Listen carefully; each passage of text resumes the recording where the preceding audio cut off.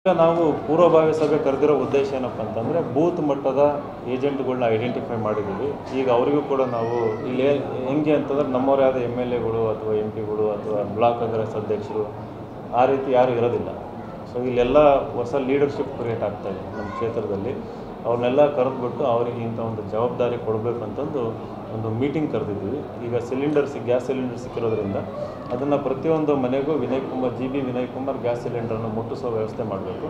ಜೊತೆಗೆ ಅವರ ಮನವೊಲಿಸಬೇಕು ಕ್ಷೇತ್ರದ ಮತದಾರರನ್ನು. ಆ ಕೆಲಸ ಹೆಂಗೆ ಮಾಡೋದು ಅಂತಂದು ಒಂದು ನಿರ್ದಿಷ್ಟವಾದ ಯೋಜನೆ ರೂಪಿಸೋದಕ್ಕೆ ಇವತ್ತು ಕಾರ್ಯಕರ್ತರು ಸಭೆ ಕರೆದಿದ್ದಾರೆ. ಯಾರೆಲ್ಲ ಸಪೋರ್ಟ್ ಮಾಡಬೇಕು ಅಲ್ಲಿ ಕಡೆ ಅಲ್ಲ, ಪ್ರತಿಯೊಂದು ವರ್ಗದವರು ಕೂಡ ಸಪೋರ್ಟ್ ಮಾಡ್ತಾ ಇದ್ದಾರೆ. ಹೆಂಗೆ ಅಂದರೆ ಈಗ ಆ ಕಡೆಯಿಂದ BJP ಕಡೆಯವರು ಸಪೋರ್ಟ್ ಮಾಡ್ತಾ ಇದ್ದಾರೆ. BJPನೆಲ್ಲ ಅಸಮಾಧಾನಿತರಿದ್ದಾರೆ. ಅಂದರೆ ಸಾಮಾನ್ಯ ಜನರು ಹೇಳ್ತಾ ಇರೋದು, ಯಾಕೆ BJPನಲ್ಲಿ ಕುಟುಂಬ ರಾಜಕಾರಣ ಇಲ್ಲ ಅಂದ್ಕೊಂಡಿದ್ವಿ, ಈಗ ಅಲ್ಲೂ ಕೂಡ ಕುಟುಂಬ ರಾಜಕಾರಣ ಬಂದಿದೆ ಅನ್ನೋ ಒಂದು ಅಸಮಾಧಾನ ಅಲ್ಲಿದೆ. ಆಮೇಲೆ ಈ ಕಡೆ ಕಾಂಗ್ರೆಸ್ನಲ್ಲಂತೂ ಇನ್ನೂ ಹೆಚ್ಚಿನ ಅಸಮಾಧಾನ ಇದೆ. ಕುಟುಂಬ ರಾಜಕಾರಣ, ಒಂದೇ ಮನೆಗೆ ಮೂರು ಅಧಿಕಾರ, ಅದು against Udaipur declaration. Already minister ಇದ್ದಾರೆ, MLA ಇದ್ದಾರೆ, ಒಂದೇ ಮತ್ತೆ MP ಅಂತ ಆದರೆ ಅದು ಅಸಾಧ್ಯ, ಅದು ಕೊಡಲೇಬಾರ್ದು ಅಂತಂದು ಕ್ಷೇತ್ರ ಜನರು ಡಿಸೈಡ್ ಮಾಡಿದ್ದಾರೆ. ನಾನು ಹೇಳ್ತಿರೋ ಪ್ರಕಾರ ದಾವಣಗೆರೆ ಕ್ಷೇತ್ರದಲ್ಲಿ ಈಗಾಗಲೇ ಕಾಂಗ್ರೆಸ್ ಪಾರ್ಟಿ 3ನೇ ಸ್ಥಾನದಲ್ಲಿದೆ. ಇದು BJP ವರ್ಸಸ್ ವಿನಯ್ ಕುಮಾರ್ ನಡೀತಿರೋಂಥದ್ದು. ನನ್ನ ರ್ಯಾಲಿ ನೋಡಿದಾಗಿಂದ BJPಯವರಿಗೂ ಭಯ ಶುರುವಾಗಿದೆ. ಅವರು ಕೂಡ ನನ್ನನ್ನು ಪಕ್ಷದಿಂದ ಅಂದರೆ ಕಣದಿಂದ ಹಿಂದೆ ಸರಿಸೋದಕ್ಕೆ ಪ್ರಯತ್ನ ಮಾಡಿದರು. ನಾಮಿನೇಷನ್ ಫೈನಲ್ ಆಗೋದಕ್ಕಿಂತ ಮುಂಚೆ ಅದು ಕೂಡ ಅದು ವ್ಯರ್ಥ ಪ್ರಯತ್ನ ಆಯಿತು. ನಾನು ಗಟ್ಟಿಯಾಗಿ ನಿಂತಿದ್ದೀನಿ. ಇವಾಗ ಜನಗಳು ಅಪೇಕ್ಷೆ ಪಟ್ಟಿದ್ರಿ ನಾನು ಗೆಲ್ಲಬೇಕು ಅಂತಂದು. ಈಗ ಗೆಲ್ಲಿಸೋ ಜವಾಬ್ದಾರಿ ನನ್ನ ಮೇಲೂ ಇದೆ, ಗೆಲ್ಲಿಸೋ ಜವಾಬ್ದಾರಿ ನಿಮ್ಮ ಮೇಲೂ ಇದೆ ಅಂತ ಹೇಳೋಕ್ಕೆ ಇಷ್ಟಪಡ್ತೀನಿ. 14 ದಿನ ಉಳಿತು ಸರ್.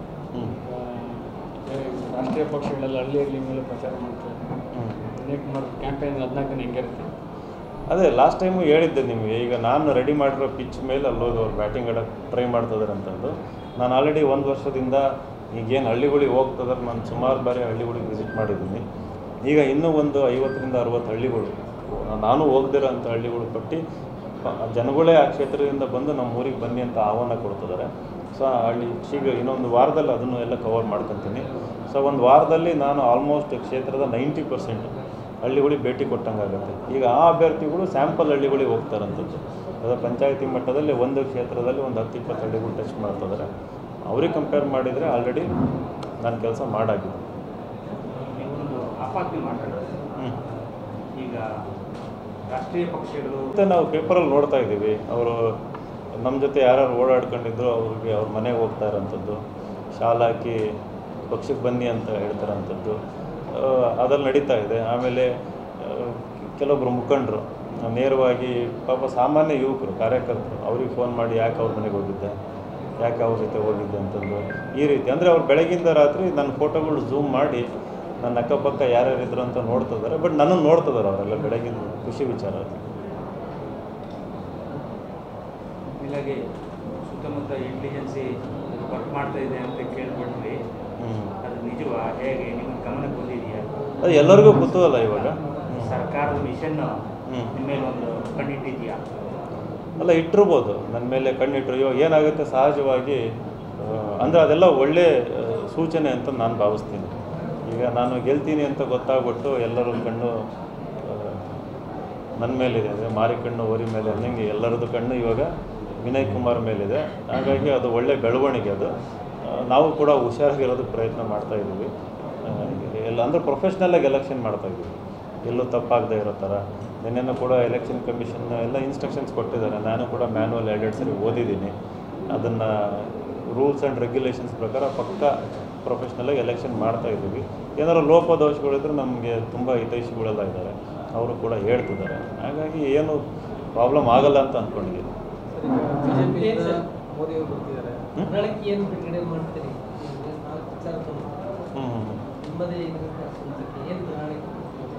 ಸೊ ನನ್ನ ಪ್ರಣಾಳಿಕೆ ರೆಡಿಯಾಗಿದೆ. ಅದು ಇನ್ನೊಂದು 2 ದಿನದಲ್ಲಿ ಇವತ್ತು ಅದರ ಸಮ್ಮರಿ ಬಿಡ್ತಾ ಇದ್ದೀವಿ. ಓಕೆ, 2 ಡೇಸಲ್ಲಿ ಅದರದ್ದೇ ಆದ ಒಂದೊಂದು ಕಾಪಿ ಇದು ಕಾಯ್ತಾ ಇದ್ವಿ ನಾವು. ಚಿಹ್ನೆ, ಸೀರಿಯಲ್ ನಂಬರ್ ಅದಕ್ಕೆಲ್ಲ ಕಾಯ್ತಾ ಇದ್ವಿ. ಎಲ್ಲ ಪ್ರಿಂಟ್ ಹಾಕೋಣ ಅಂತಂದು ನನ್ನ ಪ್ರಣಾಳಿಕೆಯಲ್ಲಿ ಮೊಟ್ಟ ಮೊದಲನೇ ಅವಕಾಶಗಳು ಅದನ್ನು ಇನ್ನೊಂದು ಸರಿ ಮಾತಾಡೋಣ ಅಂತ, ಅದಕ್ಕೆ ಸಪ್ರೇಟ್ ಇದು ಮಾಡಿ ಮಾತಾಡೋಣ ಅಂತ. ಈಗ ಮೋದಿ ಅವರು 28ಕ್ಕೆ ಬರ್ತಾರೆ ಅಂತ ಸರ್.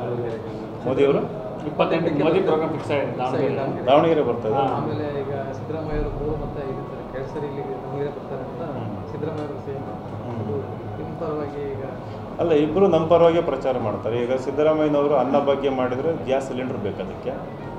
ಮೋದಿಯವರು ಬಂದು ನಾನು ಮನೆ ಸಿಲಿಂಡರ್ ಕೊಟ್ಟಿದ್ದೀನಿ ಅಂತಂದು ಹೇಳ್ತಾರೆ. ಗ್ಯಾಸ್ ಸಿಲಿಂಡರು, ಉಜ್ವಲ ಯೋಜನೆ ಅಂತಂದು ಯಾರೇ ಏನೇ ಮಾತಾಡಿದರೂ ಗ್ಯಾಸ್ ಸಿಲಿಂಡರ್ ಬಗ್ಗೆನೇ ಮಾತಾಡೋದು. ಹಂಗಾಗಿ ನಿಮ್ಮ ಮೂಲಕ ಅವ್ರಿಗೆ ಧನ್ಯವಾದ ಹೇಳೋದಕ್ಕೆ ಇಷ್ಟಪಡ್ತೀನಿ. ಬಟ್ ಗ್ಯಾಸ್ ಸಿಲಿಂಡರ್ ಗೆಲ್ಲುತ್ತೆ ದಾವಣಗೆರೆ ಕೇಸ್. ಇಬ್ಬರು ಪಕ್ಷೇತರಿಗೆ ಒಬ್ಬರು ಗ್ಯಾಸ್ ಸಿಲಿಂಡರ್, ಒಬ್ಬರು ಬೆಂಕಿ ಕಡ್ಡಿ. ಶ್ರೀಕಾಂತಂಗೆ ಬೆಂಕಿ ಕಡ್ಡಿ. Gas cylinder